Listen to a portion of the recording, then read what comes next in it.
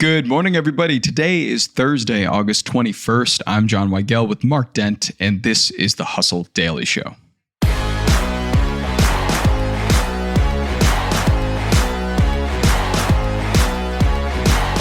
Labubu creator Pop Mart just reported that the ugly cute toy from Beijing will pull in over $4 billion of revenue this year.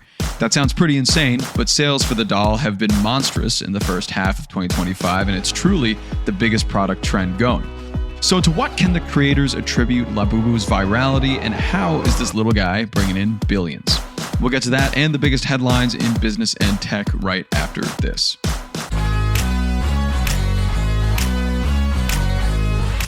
HubSpot helped Tumblr solve a big problem. They needed to move fast to produce trending content, but their marketing team was stuck waiting on engineers to code every single email campaign. Now they use HubSpot's customer platform to email real-time, trending content to millions of users in just seconds. The impact? 3 times more engagement and double the content creation. Want to move fast like Tumblr? Visit HubSpot.com.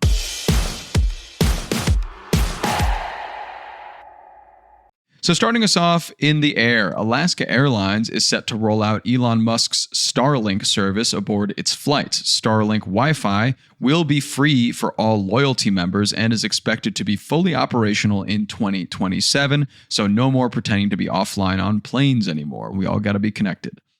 Next up here, Target officially has a new CEO. His name is Michael Fidelki, and he's the company's current chief operating officer, and he's going to take the helm from the 11-year veteran Brian Cornell. He's got a lot of work to do, though. Target stock is down 64% over 4 years, and sales have been slumping for a while now. Mark, what do you make of this change? Well, he has a lot of work to do just after today, because as soon as his hiring was announced, the stock fell by about 10% on Wednesday morning. It recovered a bit in the afternoon, so it didn't lose 10% over the whole day. But this just wasn't really welcomed with open arms by Wall Street investors, to put it mildly. And I think that's because Fidelki has been at Target. He was a veteran there, I think, for a couple of decades. He kind of rose through the company and had numerous roles. The issue with Target over these last 4 years is that people think it's sort of lost its magic. The features that used to separate it from, like, say, Walmart or other kind of similar stores, that it doesn't quite have them anymore. And they were really hoping for somebody new to kind of come in with fresh eyes, fresh ideas or whatever. Who knows? Maybe that will be the case, but first reactions would suggest that people don't think it will be.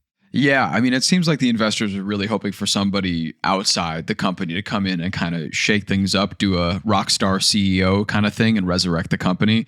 But it doesn't seem like Target itself wants to do that. I mean, this guy has, as you said, been there for a long time, so he knows the company's ins and outs. So, I mean, he could be the guy to turn things around and restore their former glory, but it is a bit difficult if you're these investors and you want somebody completely new in there to kind of change the ship. But whatever, we'll see how it turns out. I'm sure they'll try things, and we'll see if they can compete with the Walmarts and the Sheins of the world after this. And Target, I mean, has already predicted this year that they're not going to have like increasing sales. It's probably not going to be a great year for the rest of the year for them. No. And there's just so many reasons why. There's been the liberal sort of boycott over Target kind of eschewing its DEI. Yeah. And then obviously in prior years, there was more of a conservative boycott. So they've been facing it from all kind of different forces. And a lot of people are just complaining that the store just, they're just not like as tidy as they used to be. There's just so many different battles, I think, for them to fight. Sure. In some more retail news, we can move on to Urban Outfitters. Urban Outfitters and Chipotle's limited edition A Little Extra dorm decor line is available right now. It includes a $29 welcome mat that reads "Leave my Chipotle here" and a $59 lamp shaped like a bag of chips. So this kind of collaboration between Chipotle and Urban Outfitters marks a new partnership about student-focused loyalty programs. Chipotle U Rewards, which helps college students earn points to spend more on Chipotle, which they can enjoy in a $299 beanbag chair in the color of pinto beans. So what a great marriage that is. In more food news, the Campbell's Company and Pabst Blue Ribbon, or PBR, are partnering on beer-flavored soups across the former's Chunky line, launched in 1970 to appeal to men. Flavors include beer cheese with potatoes and chorizo and beef bacon, and beer chili with beans. It's kind of weird. The beer cheese one might be interested, actually. And finally here, building on Chili's whopping 24% increase in same-store sales, Applebee's has shared its own sales increase, a more modest 4.9%, but it's still cause for celebration. It's the first time the chain sales have grown in 2 years. And Mark, you and I have talked extensively about fast casual and fast dining restaurants and how we're seeing quite a downturn. So it looks like Applebee's is slightly on the up and up now. Yeah, they've, I think, been following some of the same strategies that Chili's has followed to become so relevant and so popular in the case of Chili's. And, one of those is they do have something it's not quite, I think, as popular or as good as, the Chili's deal. You get like the burger, the fries, and the chips, whatever, the three things for like $10. Yeah. But they do have something called the Ultimate Trio at Applebee's, which I think has been popular. But mostly this is just a social media story. It's always a social media story. It's not as though like Applebee's is reinventing itself or like adding all these new great food items or something like that. They've just gotten, I won't use the word lucky on TikTok, but the algorithm has been good to them. Yeah. They've worked at it. Don't get me wrong. According to Marketing Dive, they've had this sort of new focus, new social media team kind of really make an effort at it. But it is still just like everything in life kind of just comes down to, okay, what's going to pop up on the algorithm? And then that becomes popular. Yeah. Yeah. Sorry, maybe I'm in a cynical mood today. I don't know.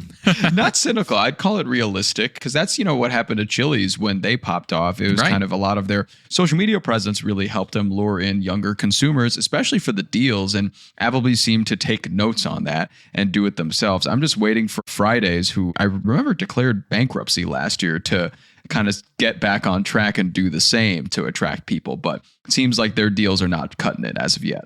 Not yet. I think there needs to be, in the same way there's been this sort of like arms race to secure the top AI minds at like Meta and all those other tech companies, there needs to be an arms race to secure the top TikTok minds at America's fast casual chain restaurants. 100%. Steal them from Duolingo. Do whatever you got to do.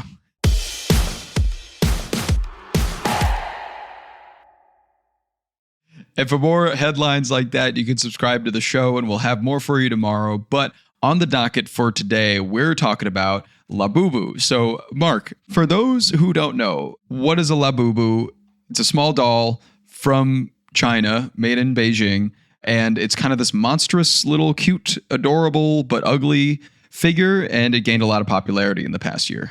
Yeah. It's one of those things that it's like so ugly that it's cute. Yeah. A little kind of plush toy kind of thing that you can fit on a keychain. A lot of people put them on their backpacks.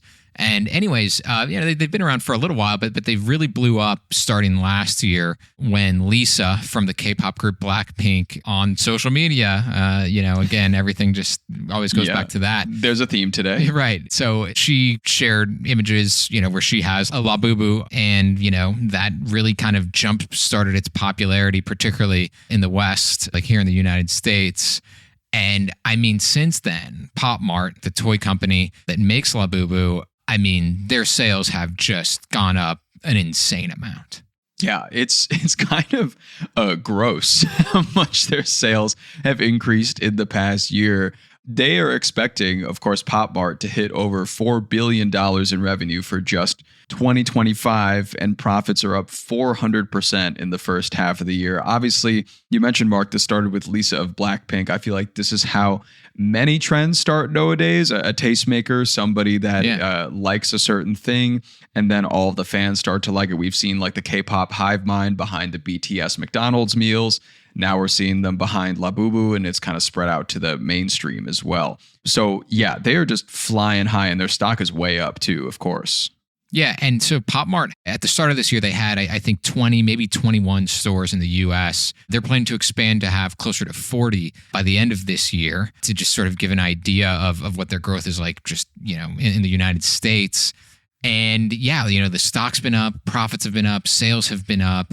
And I think news-wise this week is that Pop Mart announced these new mini Labubu dolls. And they sort of have this plan to really kind of keep expanding and growing. They're investing more into all of this.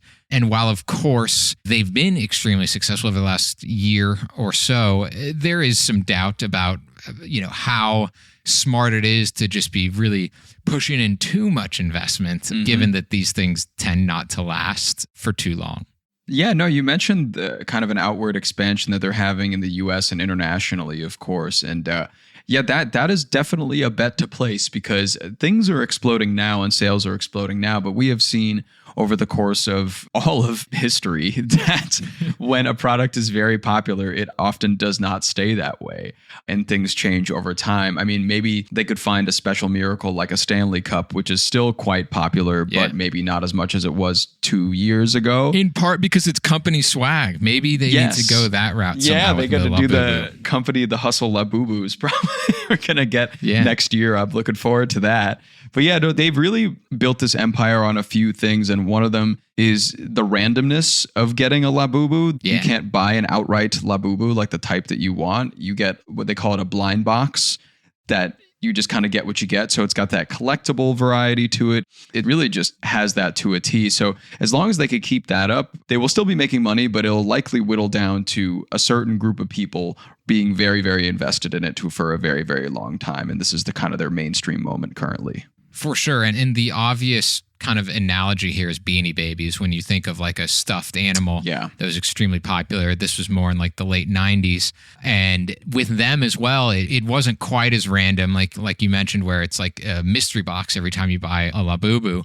But there it would be, maybe there'd be something in the newspaper or you'd hear from your friends or something like that there was going to be a Beanie Baby drop, at the local Hallmark or whatever store. And you never really quite knew which Beanie Babies would be there. And so you'd go. And so very similar in that regard. And actually some numbers that I was looking up because I was curious to kind of compare them is that at the height of the Beanie Baby craze in 99, Thai, the parent company for Beanie Babies, its annual sales were about $1 billion, which would be about $2 billion adjusted for inflation today. So we're talking something with Pop Mart expecting $4 billion, double the popularity of Beanie Babies from back then.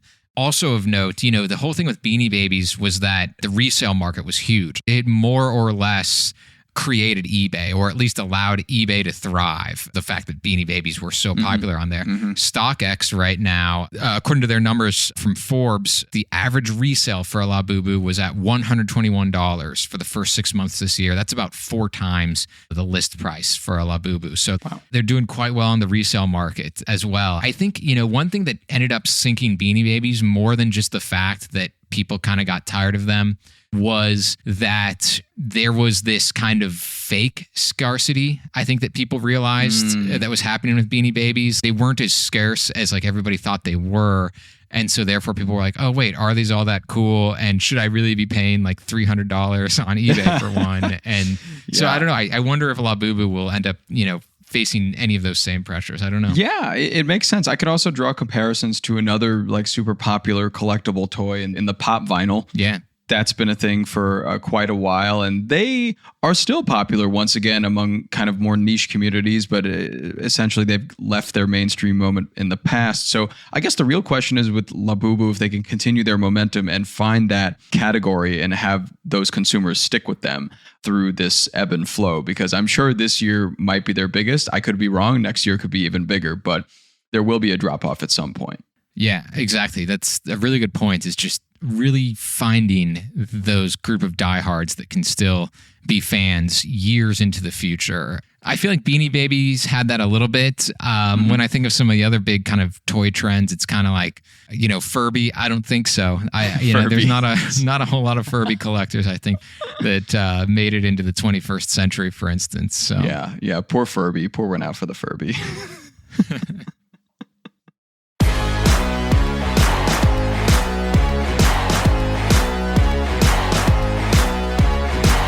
All right, that's going to do it for us today. Thanks for tuning into the Hustle Daily Show. We're a proud part of HubSpot Media. Our editor today is Robert Hartwig, and our executive producer is Darren Clark.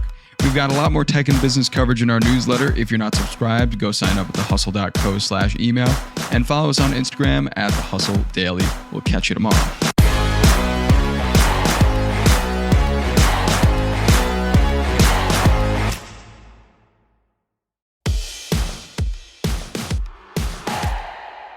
Here's what blows my mind. Most people are sitting around waiting for their boss to give them a raise, while millionaires are building income streams in their spare time.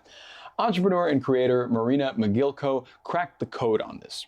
She built more than 10 income streams that now pull in over $100,000 a month. She shared the secret sauce with our team, so now we're sharing it with you, exactly how she did it.